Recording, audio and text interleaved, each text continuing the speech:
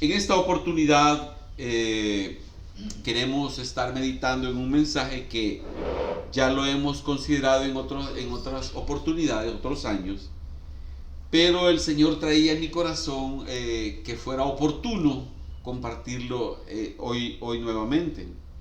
Y les sé decir que cada vez que uno ve un pasaje bíblico y medita en él, un mes, un año, 5 años después, el mismo pasaje, uno lo puede meditar y el Señor amplía lo que Él quiere hablar a nuestros corazones. Así es que, bajo esa perspectiva, quiero invitarles a que abran sus Biblias en el libro de Jueces, capítulo 5, por favor.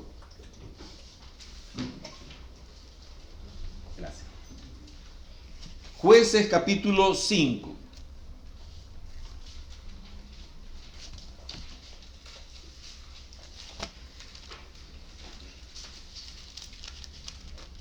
Vamos a estar meditando bajo el tema grandes resoluciones de corazón. Grandes resoluciones de corazón. Dice en Jueces capítulo 5 versículos del 15 y 16. Dice: caudillos también de Isaacar fueron con Débora, y como Barak, también Isaacar se precipitó a pie en el valle. Entre las familias de Rubén hubo grandes resoluciones del corazón.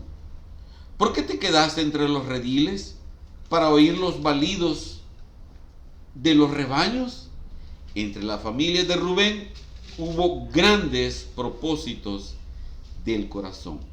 Padre, en el nombre de Jesús, presentamos tu palabra para que tú la uses, para que tú la expongas, para que tú la aclares, Señor, en nuestros corazones y pueda ser un reto, un desafío, Señor, meditar en ella.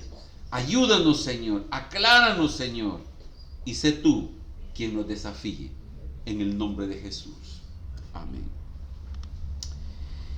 Hermanos, este pasaje se desarrolla dentro de un tema considerado, llamado el tiempo de los jueces. Y de hecho así se llama el libro de los jueces. Y este periodo duró aproximadamente 300 años, aproximado. Y estos 300 años suceden desde que llega Moisés y después Josué, muere Josué y empieza el tiempo de los jueces. Y luego termina cuando el Señor constituye el primer rey de Israel, que se llamó Saúl. Entonces, ese periodo entre la muerte de Josué y el surgimiento de Saúl es que suceden estos 300 años. Y en esos 300 años es como una rueda de caballitos, en el sentido de que sucedían cosas que eran repetitivas cada ciertos años. Débora es quien está hablando en este capítulo 5 del libro de Jueces, y ella fue una jueza. Ella fue la jueza, el juez número 4 dentro de los 12 que hubieron. 12 jueces, 300 años, y el número 4 es Débora. ¿Quién recuerda el juez más famoso que hay? Sansón. Sansón es, el más famoso por el hecho de su fuerza, ¿verdad? Entonces, Sansón está dentro de este listado de jueces. Entonces, el capítulo 5, estamos haciendo un breve contexto. El capítulo 5 es un canto que compone Débora. Débora es la que está entonando este canto y es un canto de victoria, es un canto de alegría, es un canto de gratitud al Señor por lo que el Señor había hecho. Entonces, dentro del canto de Débora suceden varias cosas que en el contexto lo queremos ver en esta mañana. Bueno, lo primero que queremos ver en esta oportunidad es las decisiones a las cuales debemos de tomar, pero no basándose en las circunstancias. Fíjese, uno normalmente ve algo y en base a lo que uno ve, toma decisiones. En lo que sea, en lo que sea. Pero las decisiones que nos está llamando Dios a tomar no está en función de las circunstancias, sino en función de lo que Él ha hablado. Entonces, si nosotros vemos cómo se desarrolla este pasaje, quiero que vea ahí mismo en Jueces, en el capítulo 4. Jueces capítulo 4, y vamos a leer el versículo 3. Jueces 4:3, vea cómo dice.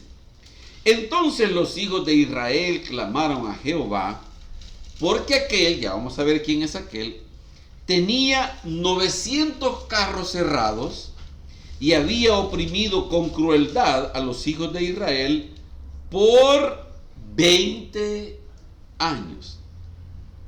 Entonces, ¿por qué decimos que estamos llamados a tomar decisiones no en función de las circunstancias? Porque dice que aquí había unos enemigos que tenían 900 carros errados.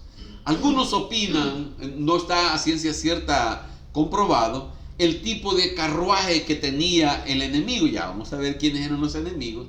Pero el hecho de que la Escritura los mencione como tenían esto, era como decir, tenían esta gran arma que Israel no tenía. Entonces esto incrementaba el dominio y la fuerza que tenía sobre Israel. Entonces tenían 900 carros errados. El carro errado era un vehículo de guerra que Israel no tenía. Entonces ellos no podían hacer mayor cosa.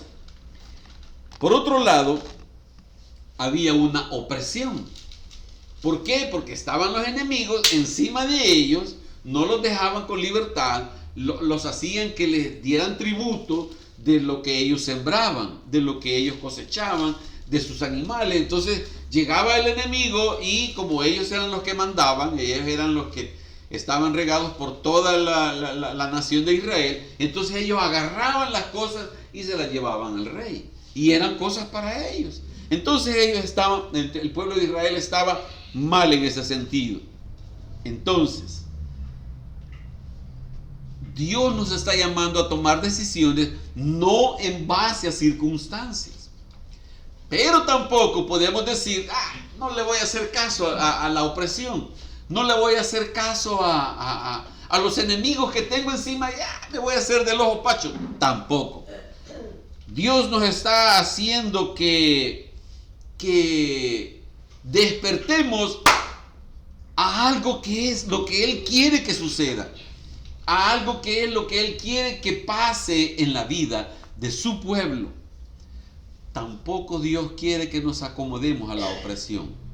Es muy fácil, o lo más fácil es decir, bueno, ok, vaya, entonces aquí está mi tributo al rey, vaya, ok, ya, ni modo, eso estoy llamado a hacer. Así es que yo agarro el tributo, yo trabajo, siembro la tierra, consigo la semilla, la cultivo y luego ya me adapté a eso. No, tampoco Dios no nos está llamando a continuar como esclavos. Algo muy importante que usted debe tomar en cuenta, aquí en el versículo 3 de Jueces 4, quiero que lo lea nuevamente para resaltar una palabra clave. Lea por favor, Jueces 4, versículo 3, dice: entonces los hijos de Israel clamaron a Jehová, porque él tenía 900 carros errados. Vea lo que hacía el enemigo. Y había oprimido con crueldad a los hijos de Israel por 20 años. Quiero leerle lo que dice la implicación de la palabra en hebreo, de la palabra oprimir. Dice que oprimir es afligir, acosar, angustiar, apretar. Quiere decir que los enemigos no solo llegaban, bueno, deme el cultivo, deme el trigo, no llegaban solo a eso, sino que ellos afligían, acosaban, angustiaban y apretaban. No era una vida tranquila, no era una vida que podían ir pasando. ¿Cuánto tiempo dice que había oprimido? 20 años. Quiere decir que ahí habían jóvenes de desde un mes, desde un año, hasta como por 22, 23 años, que no conocían la libertad. Y habían vivido en esa opresión, y estos niños y jóvenes la veían normal, porque en eso habían nacido, y en eso habían crecido, y ellos veían a sus papás que cultivaban para darle a los enemigos, y eso era lo normal para esos niños, para esos jóvenes. No conocían esos jóvenes y esos niños, no conocían la libertad. Bueno, dice que esta opresión había sido con crueldad. Habían sido, fíjese, mire hermano, fíjese bien. Mire lo que le voy a decir. Estas personas, los opresores, no era que llegaban a decirle nada más, deme el cultivo que me tiene que entregar, sino que llegaban y golpeaban, sino que llegaban y le decían, me voy a llevar a tu hijo, sino que llegaban y le decían, aquí me voy a quedar hasta que me entregues el grano, de tal manera que no los dejaban tranquilos, de tal manera que no los dejaban en paz, de tal manera que ella pudo caminar. Gracias al Señor. Amén, amén, gracias al Señor. Amén. Ahora bien, necesitamos hacernos una pregunta. ¿Por qué todo esto? ¿Por qué esta crueldad 20 años? ¿Por qué? Decíamos al inicio que el tiempo de los jueces era como una rueda de caballitos, como un círculo vicioso. Y tendríamos que hacernos la pregunta, la interrogante, ¿qué originaba esto? ¿Cómo pasaban estas cosas? Bueno, veamos por favor en Jueces, siempre, capítulo 4, vamos a leer el versículo 1, búsquelo por favor. Muy bien, ya. Jueces 4:1 dice, después de la muerte de Ahod fue el tercer juez, el juez anterior de Débora. Entonces dice, después de la muerte de Ahod, los hijos de Israel, ¿cómo dice? Volvieron a hacer lo malo ante los ojos de Jehová. ¿Qué implicación tiene el volvieron? Ya lo habían hecho. Y eran familiares de los que anteriormente habían caído en pecado. Entonces aquí venía la descendencia y volvían a caer en cosas de sus papás o de sus abuelos. Ojo padres, ojo madres, tengan cuidado.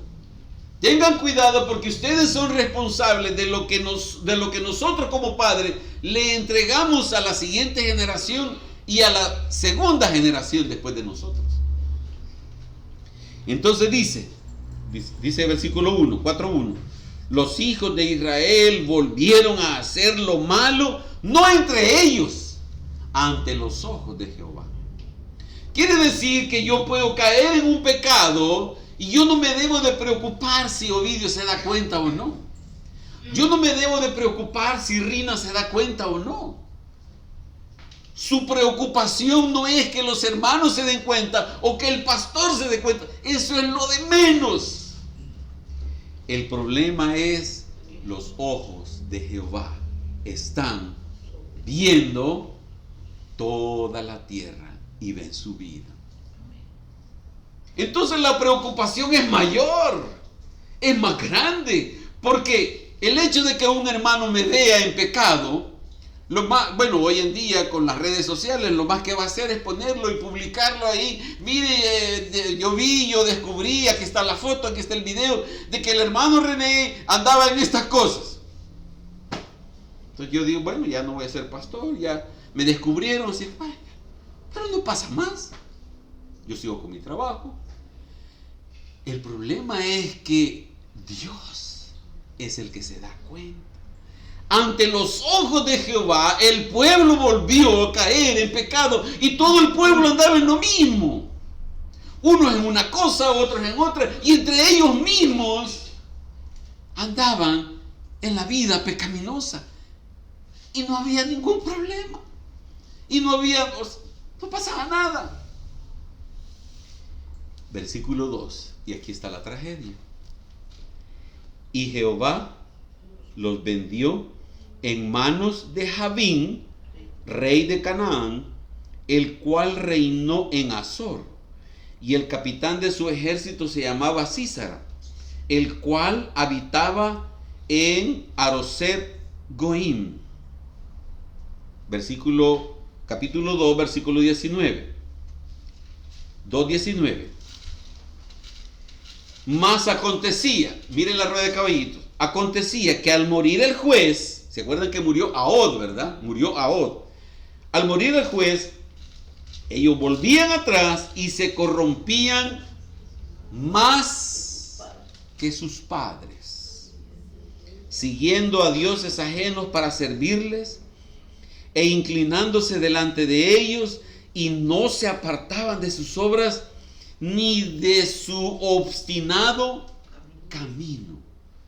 Ni de su obstinado camino. Entonces venía Dios y decía, bueno, Ahod, el juez, no va a ser eterno.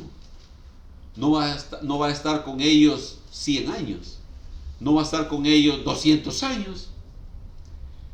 Tiene que morir. Murió Ahod y dice que la familia, la gente, empezaban a hacer cosas peores de las que hacían sus papás.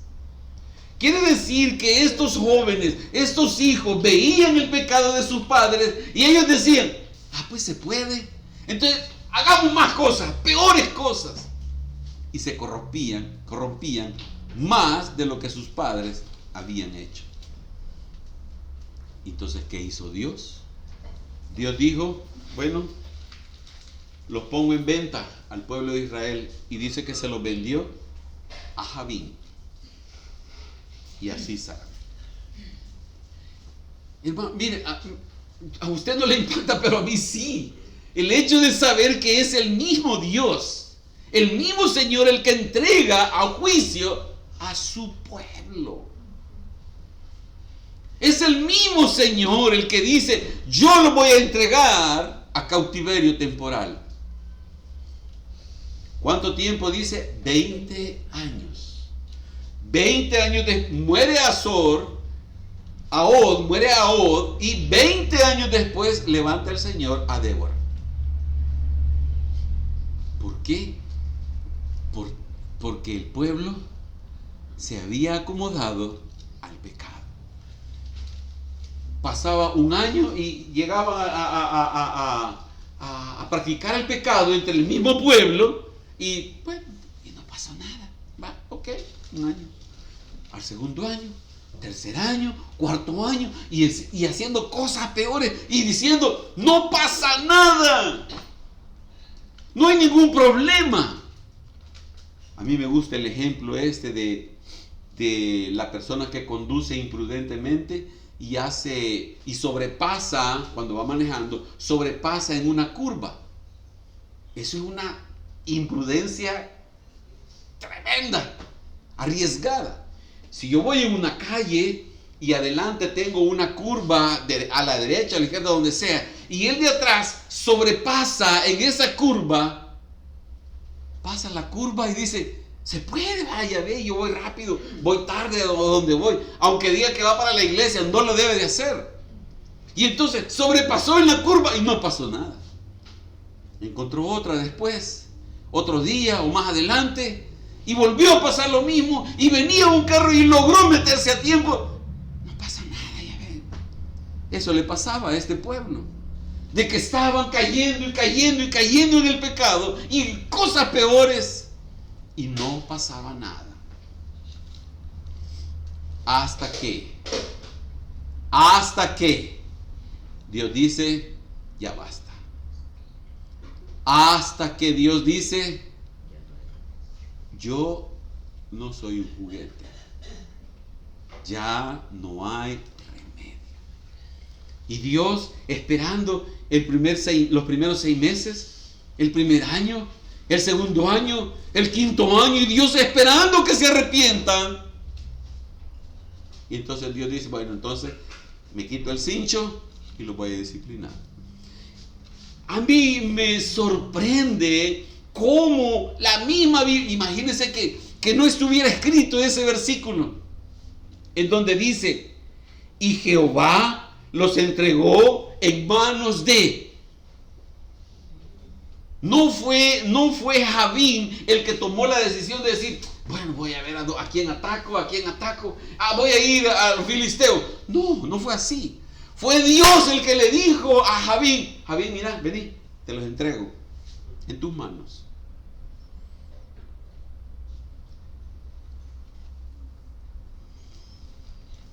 Y esto era repetitivo en el pueblo. Habían consecuencias. Había lo que está declarando ahí en el capítulo 2. Moría el juez, el pueblo quedaba bien, y después de que moría el juez, el pueblo decía, no, mira, aquí se puede, no hay problema, se puede, este pecado pequeño, y cosas que después iban creciendo. El pecado del pueblo iba de degeneración en degeneración. Mire hermano, hay adultos mayores que hoy en día dicen, nunca en mi vida creí ver lo que estoy viendo ahora en las calles. Nunca en mi vida creí ver en el teléfono, esto está aquí. Y es público. Y no les da pena que se sepan esas cosas. Y cómo publican cosas degeneradas.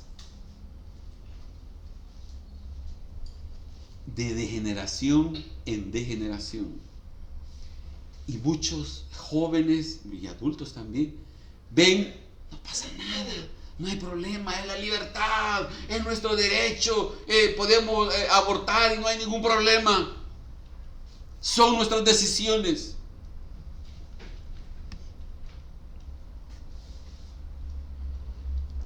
Situaciones pecaminosas en donde el pecado era aceptado por todos, porque caía en pecado alguien, se inventaba un nuevo pecado, hagamos esto nuevo, y lo hacían, y era del agrado de todo el pueblo, y decían, hey, mira, aquellos están haciendo, hagámoslo nosotros también.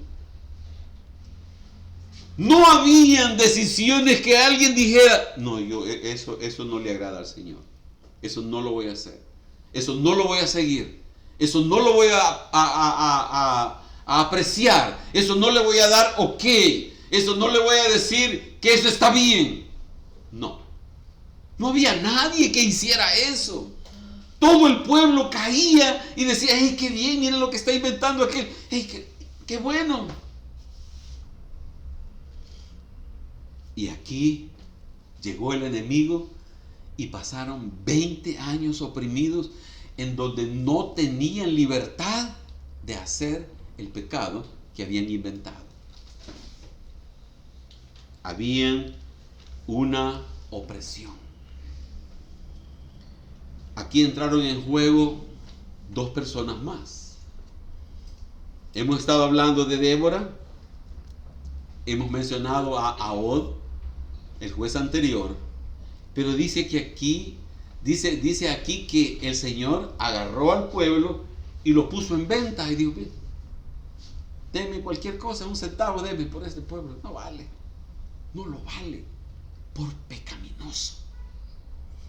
Y dice que se lo vende a Javín, era el rey, y el rey tenía a su capitán de la guardia del ejército, Císara, que era un déspota, era muy malo. Y Dios lo sabía. Y Dios lo sabía. Dios no cambió a Císara, ni cambió al rey. No los cambió de decir, yo los voy a transformar para que sean suaves, para que sean blandos. De ninguna manera. Con su crueldad, con su maldad, dejó que llegaran a oprimir al pueblo. Y el Señor diciendo, tal vez así entienden. Porque ahí tienen a los profetas, ahí tienen la palabra, ahí tienen que lean los mandamientos, los mandamientos de Dios. Los padres perdieron la autoridad sobre los hijos porque no les compartieron lo que sus padres les habían enseñado sobre Dios.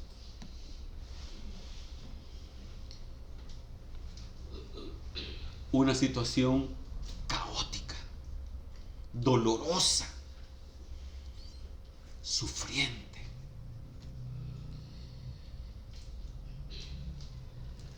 ¿Recuerdan el mensaje del domingo pasado? Medita bien lo que estás haciendo.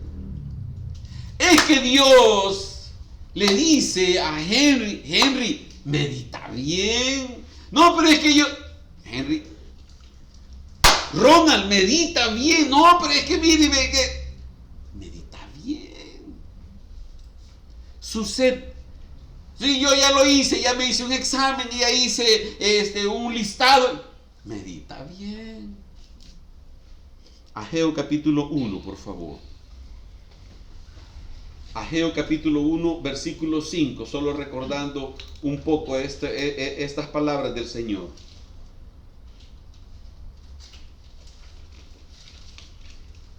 Estando en esa situación de vida pecaminosa, es en donde Dios le dice a su pueblo, medita bien, mira lo que estás haciendo.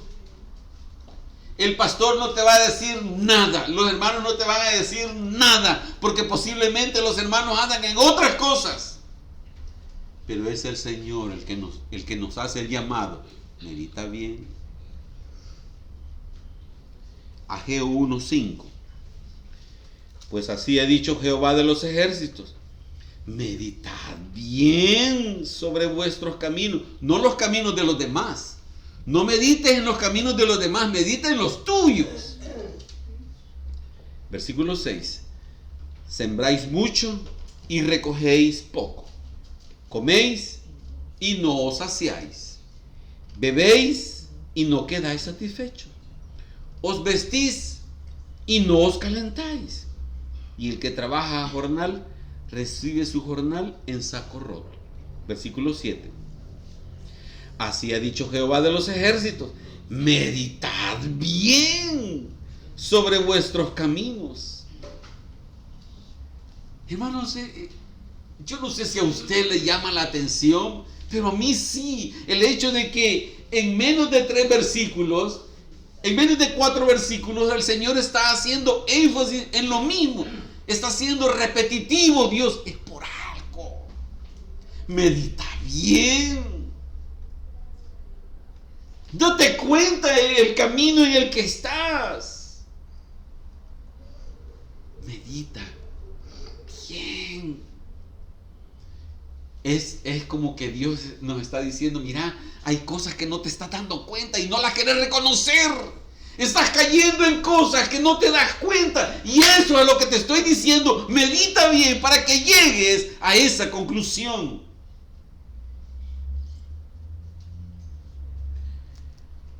La conclusión a la cual estamos llamados es a lo que nos dice aquí el libro de Lamentaciones, capítulo 3. Bien, hermano, aquí me voy a atrever a hacerle una afirmación muy atrevida. Me estoy atreviendo a ser atrevido. Pero Dios no le hace el llamado a que, fíjese, el primer llamado al que le hace Dios no es a dejar el pecado.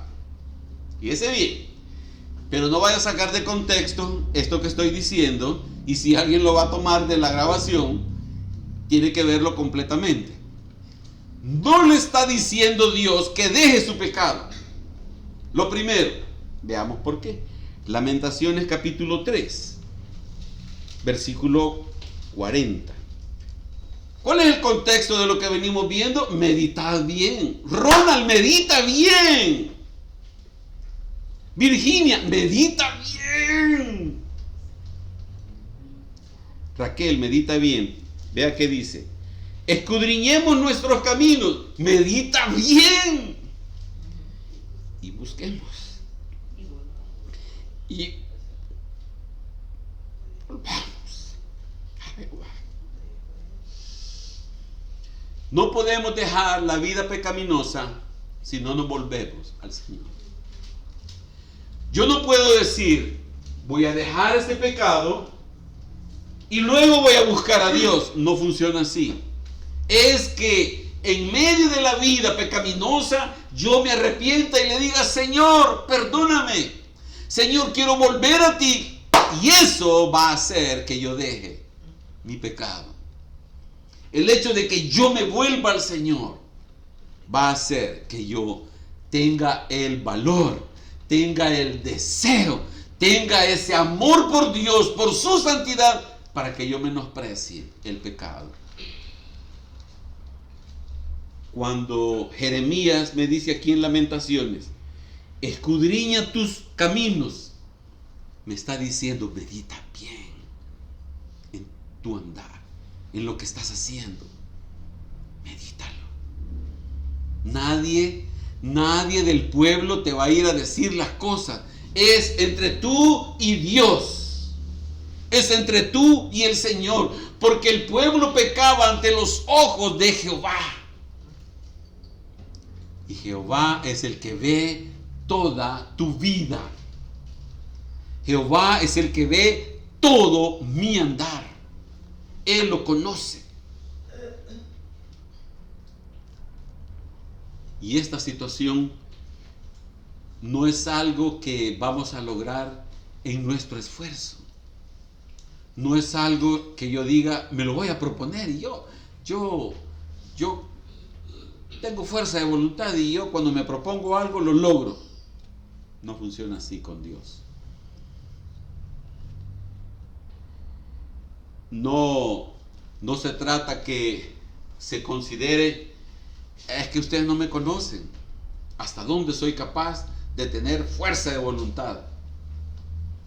Ahí va a estar dando vueltas en el desierto.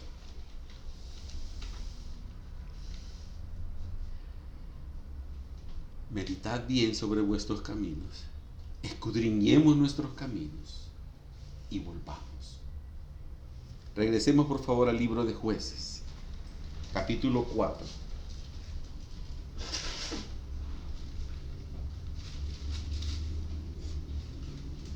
Jueces capítulo 4. Entonces los hijos de Israel clamaron a Jehová, porque aquel tenía 900 carros herrados y había oprimido con crueldad a los hijos de Israel por 20 años. Aquí estaba este pueblo que había estado adorando a los dioses, sacrificando animales a los dioses.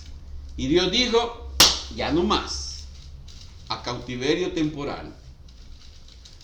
Y después de 20 años, este pueblo dijo, al meditar en mis caminos, me estoy dando cuenta que esto que estoy haciendo le ofende a Dios. Al meditar bien en lo que yo hago a escondidas, me doy cuenta que estoy ofendiendo a Dios. Entonces, ¿qué hizo este pueblo? Clamó al Señor. Y entonces Mire la implicación de esta palabra del hebreo, clamar. Dice que clamar es dar un grito desgarrador. Un grito. Pero mire, hermano, no se trata de que yo voy a impresionar a los hermanos y me voy a poner a gritar aquí. No se trata de eso. Esto es algo en lo íntimo. Esto es algo que sucede allí en su dormitorio, en su casa, en el baño, donde sea, no importa. No piense que porque está en el servicio y Dios no merece estar ahí. No, Dios está en todo lugar. Es un grito desgarrador que brota del corazón diciéndole: Señor, perdóname. Solo recuerdo cuando mi esposa estuvo con el primer cáncer, que el pronóstico médico era de que, pues sí, no iba a vivir. Y solo teníamos a 2 de nuestros hijos. Y estando en la casa, pues llegaba la noche en donde durante el día habíamos andado viendo qué hacer, qué conseguir, con quién hablar, que un examen, que otro examen, y andando en cosas y cosas. Llegaba la noche y era de que tenía que ir a mi dormitorio y no estaba ahí mi esposa porque estaba ingresada. Y había un dolor en mi corazón que solo yo lo entendía. Solo yo lo experimentaba. Y al leer este clamor que tuvo el pueblo de Israel, donde dice dar un grito desgarrador, me acuerdo de lo que yo hacía, fíjese. Yo llegaba a la casa y me arrodillaba a la par de la cama y agarraba la colcha y me la ponía en la boca para orar. Que mis hijos no oyeran el dolor de mi corazón. No quería que ellos, estaban pequeños, que ellos se dieran cuenta de lo que estaba pasando y lo que podía pasar en su mamá. Y ese grito desgarrador yo lo traía delante del Señor y era un desahogo. Pero Dios sabía que era un dolor, de que había riesgo de que ya no iba a estar mi esposa ahí. Ese sentido es el que dice aquí el libro de Jueces, que ese pueblo clamó. Es un grito, es un dolor de decir: Señor, estoy en esto de pecado, Señor, perdóname, me quiero volver a ti. Es algo que llega a la convicción por la santidad de Dios, porque estamos ofendiendo al Señor con nuestro andar.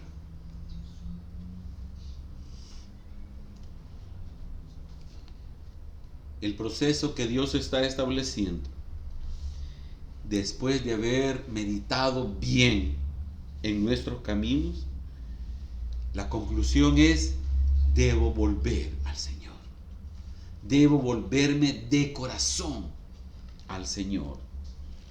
Entonces brota el grito desgarrador de dolor por estar ofendiendo al Señor. No es un dolor de decir: ay, me voy a ir al infierno. No es ese el dolor. Es el dolor de ofender al Dios santo, al Dios que envió a su Hijo a morir por mis pecados, al Dios que se entregó por mí. Ese es el dolor.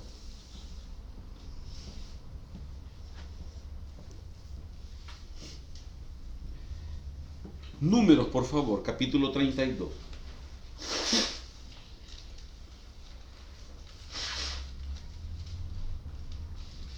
Veamos qué pasaba aquí entre las familias de Rubén, que dice que sucedió algo muy llamativo, muy importante. Dice en Números 32, versículo 1. Los hijos de Rubén, mírenme, antes de leer, le voy a dar el contexto. El pueblo de Israel venía saliendo del desierto para entrar a la tierra prometida. Entonces el Señor les había dicho: esa es la tierra que yo les doy, que fluye leche y miel. Entonces ahí los quiero llevar. Eso es lo que el Señor les había dicho. ¿Cuántas eran las tribus de Israel? A las 12 tribus de Israel. Bueno, algunos dicen 13 por la división que hubo de Rubén y Manasés, de Efraín y Manasés. Pero bueno, entonces viene el Señor y les dice: entren a Canaán. Leamos ahora. Los hijos de Rubén y los hijos de Gad tenían una muy inmensa muchedumbre de ganado, y vieron la tierra de Jazer y de Galaad, y les pareció el país lugar de ganado. Versículo 2. Vinieron pues los hijos de Gad y los hijos de Rubén, y hablaron a Moisés y al sacerdote Eleazar y a los príncipes de la congregación, diciendo, versículo 5: por tanto dijeron, si hallamos gracia en tus ojos, dese esta tierra a tus siervos en heredad, y no nos hagas pasar el Jordán. Pero ¿cómo? Pues si Dios está diciendo, entre. Esa es la tierra que yo les doy, que fluye leche y miel. Y aquí hay una tribu, dos tribus, que dicen, no, yo no quiero entrar. Aquí me quiero quedar, porque aquí me gusta.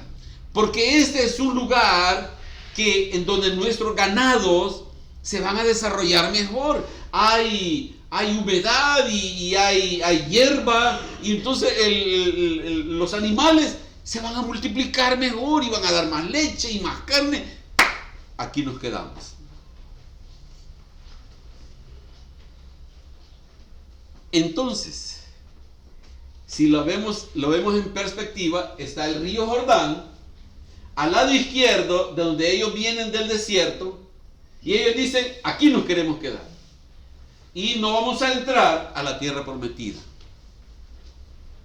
Rubén se quedó afuera y se quedaron, y ahí se quedaron. No quiso entrar, pero la orden de Dios había sido que todos entraran. Todas las tribus de Israel, entren. Eso es lo que yo les ofrezco. Eso es mi promesa. Eso es lo que yo les doy. Era la promesa de Dios diciéndoles, yo se las doy. Yo se las entrego. Y la idea es que entre las mismas tribus de Israel se ayuden mutuamente para ir a pelear contra los cananeos. Las ciudades cananeas que están ahí, hay que ir a sacarlas. Hay que ir a sacarlas, y entre todos se van a ayudar. Y el Señor dice, pero yo les voy a dar la victoria. Que no se preocupen. Pasen todos. Y después que hayan llegado y echado a todas las tribus, entonces a todas las naciones que estaban ahí, entonces se la reparten. Y la tribu de Gad por aquí, la tribu de Isaí por aquí, y así repartirla entre las 12 tribus de Israel. Ese es el plan de Dios. Pero Rubén dijo, yo no quiero entrar. Y Rubén, la tribu de Rubén, pensó, yo soy inteligente, dijo, yo soy astuto, porque lo que yo he visto es mejor que lo que Dios me está ofreciendo. Porque lo que yo he visto satisface mis intereses, mi comodidad, mi bolsillo, mi dinero, mi ganado. Es mejor lo que yo he planeado para mí que lo que Dios ha planeado para mí. La tribu de Rubén se interesó más por su comodidad,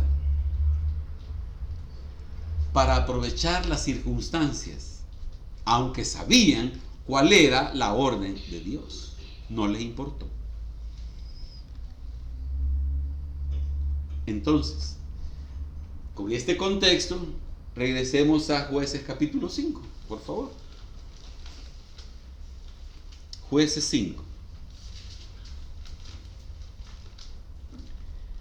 Versículo 15.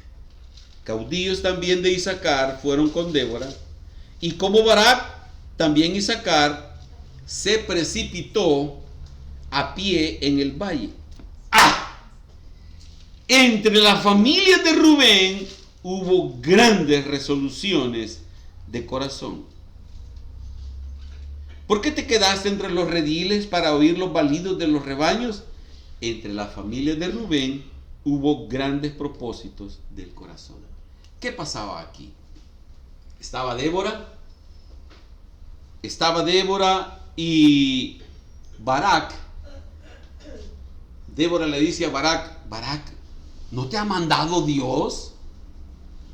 Te ha mandado Dios que agarres del pueblo y vayas a pelear contra Jabín. Y cuando ellos se estaban preparando, los de Rubén oyeron. Y entre las familias de Rubén hubieron unos padres de familia que dijeron: yo voy a ir. Aunque estaban del otro lado, estaban en la comodidad, estaban en su confort, estaban tranquilos. Pero dentro de las familias de Rubén hubieron algunos padres de familia responsables, valientes, que dijeron: yo no me quiero quedar aquí y voy a ir a ayudar a mis hermanos. Y eso lo decidieron de corazón. Por eso es lo relevante que se menciona aquí en el libro de Jueces, que de las familias de Rubén, entre las familias de Rubén, hubieron algunos, hubieron pocos jefes de familia que dijeron: de corazón vamos a ir a ayudar a nuestros hermanos a pelear contra Sísara. Y ellos estaban conscientes del riesgo. ¿Por qué? Porque ellos sabían que al ir a pelear, al agarrar ellos sus armas e ir a pelear, el riesgo que era que murieran allá en batalla y ya no iban a regresar a sus casas. Pero ¿qué era lo importante? Lo que Dios había determinado. Porque Dios había dicho: tienen que entrar y pelear con todos los demás.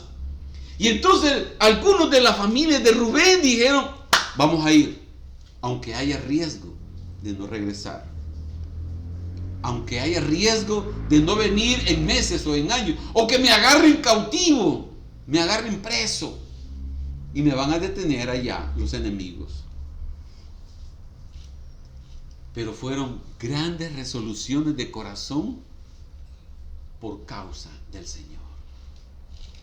Y eso es a lo que estamos llamados nosotros a tomar. Grandes decisiones de corazón por causa del Señor.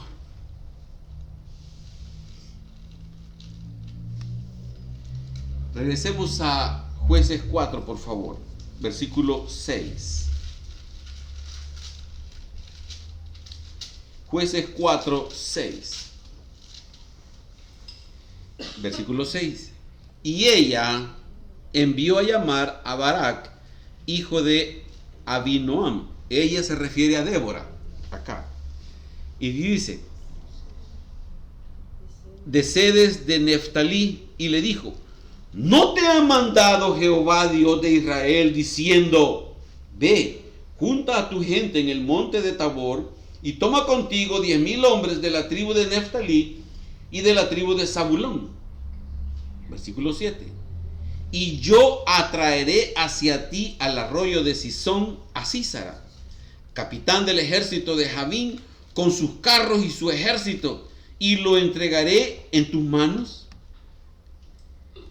Mire, esta es la labor de Débora como jueza de Israel. Débora no era una supermujer, que decir que ella agarró el arco, la flecha, o que agarró una estaca y empezó a pelear y a matar gente. No. La labor de ella consistió en animar a Barak. Lo mandó a llamar Débora. Cuando llega Barak, le dijo: que no te ha mandado Dios que hagas esto y esto y esto y esto. Porque Barak estaba ahí, ya había recibido la orden de Dios. Pero Barak se había quedado callado y no había hecho nada, y estaba ahí escondido. Y Dios le habló a Débora y le dijo: yo le he dicho a Barak, le he mandado, ha sido una orden a Barak.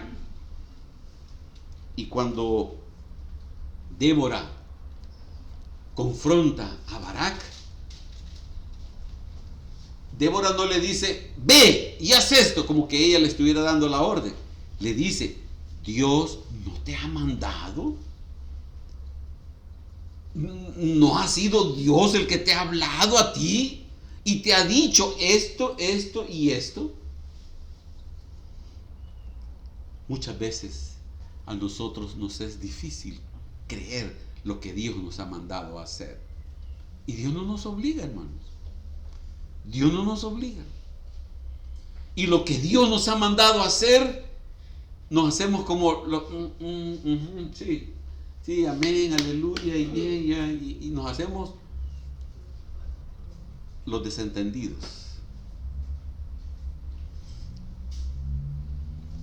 Y el Señor le dice, yo lo voy a entregar en tus manos. Yo voy a hacer la obra. Tienen 900 carros errados. No te preocupes por las circunstancias. Yo voy delante. Yo te estoy diciendo que te lo voy a entregar. Pero es que yo lo voy a hacer, dice el Señor. Créele a Dios. Jueces 4:15, por favor. Dice, y Jehová quebrantó a Sísara, a todos sus carros y a todo su ejército, a filo de espada delante de Barak. Y Sísara descendió del carro y huyó a pie. Mas Barak siguió los carros y el ejército hasta Aroset Goim. Y todo el ejército de Sísara cayó a filo de espada hasta no quedar ni uno. Quedaron los carros errados, pero jinetes, soldados, Sísara, el capitán, el general, el mandamás del ejército, salió huyendo a pie. Pero ¿cómo? Un ejército de gente que trabajaba el campo. No eran expertos en batalla, no eran expertos en pelear y hacer cosas y además no eran expertos en eso. ¿Por qué? Porque dice que Jehová lo hizo. ¿Cómo? Yo no sé. Pero de que lo hizo, lo hizo. Y prefiero creer lo que Dios dice que hizo enfrente del mismo pueblo de Dios. Y dice que el Barak, ahí sí se armó de valor y andaba siguiendo ya era el valiente. Y Sísara dice que salió huyendo a pie y llegó a una tienda y le dijo a una mujer que le diera agua, que le diera leche y que lo dejara descansar ahí. Y la mujer dijo, sí, ¿cómo no? Y cuando estaba dormido, agarró una estaca, se lo puso en la cabeza y con un martillo dice que le pegó y lo mató. Y después salió a decirle a Barak, Barak, ahí está muerto Sísara, nuestro enemigo, el enemigo de Dios, el enemigo de Israel, nuestro opresor. Ni uno quedó vivo.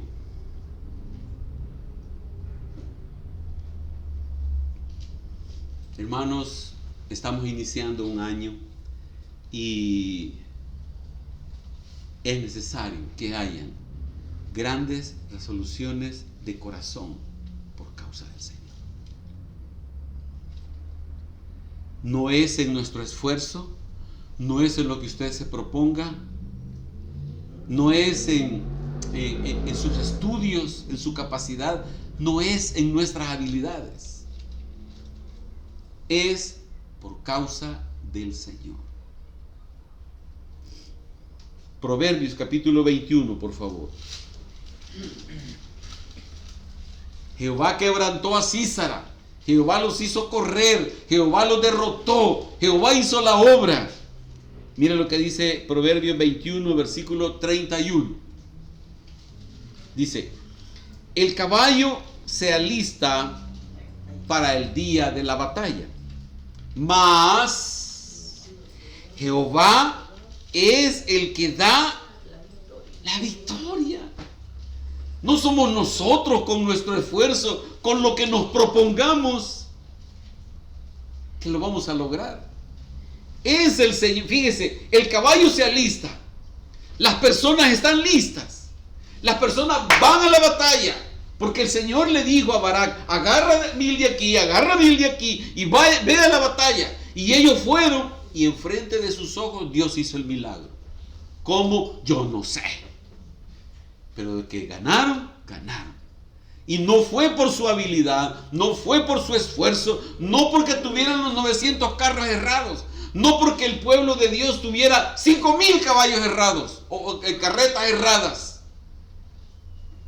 No era la capacidad de ellos, es Dios el que dice, yo les doy la victoria. Y si tú este día, este año dices, voy a tener grandes resoluciones de corazón por causa del Señor, Dios te va a respaldar. Y Dios va a hacer la obra. Y tú vas a poder ver, Señor, gracias. Señor, gracias porque esto solo tú lo pudiste haber hecho. Y poder ver cómo Dios le libera a uno de la esclavitud del pecado. Y lo hace salir de una vida mediocre para poder honrar y glorificar el nombre del Señor. Es Dios el que hace el milagro. No somos nosotros, no somos las personas. Débora le dijo que el mandato había sido: toma 10,000 hombres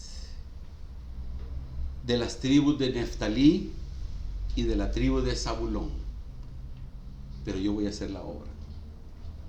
No va a ser por la capacidad del pueblo. Y aunque el enemigo sea más poderoso, porque tiene esos caballos, esos carretas erradas, tiene esos carruajes más fuertes, más poderosos, no te preocupes, yo voy a hacer la obra. Y entre las familias de Rubén, algunos tomaron esas decisiones de atender la orden de Dios. Él es quien hace la obra. A manera de conclusión, hermanos, de conclusiones, podemos decir que Dios nos manda que en este inicio de año meditemos bien. Medita bien. Haz una evaluación con Dios de por medio. No le preguntes a tu amiga, no le preguntes a tu amigo, mira, ¿y tú cómo me ves? No es con el amigo ni con la amiga, es con Dios. Señor, ¿tú cómo me ves? Señor, de acuerdo a tu palabra, de acuerdo a tu santidad, Señor, ¿cómo estoy? Señor, ayúdame a ver lo que no puedo ver o lo que yo me he hecho del ojo pacho. Y yo sé que no está bien, y yo sé que no es correcto.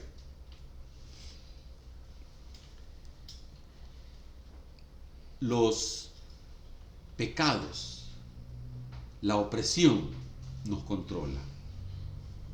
Nos controla y nos hace débiles al pecado. Nos hace débiles y nos acomodamos. Es bien fácil. Es bien fácil acomodarse a esa vida. Pero se espera que hayan grandes resoluciones de corazón.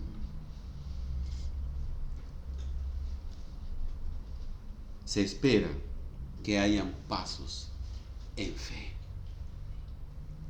Y que podamos decir en el nombre del Señor. Para terminar, quiero pedirle que lea un último versículo de hoy en esta reunión. Jueces capítulo 5. Pero quiero que lo busquen todos, por favor. Busque el Jueces capítulo 5. Búsquelo, por favor. No se me quede viendo. Búsquelo. Jueces capítulo 5.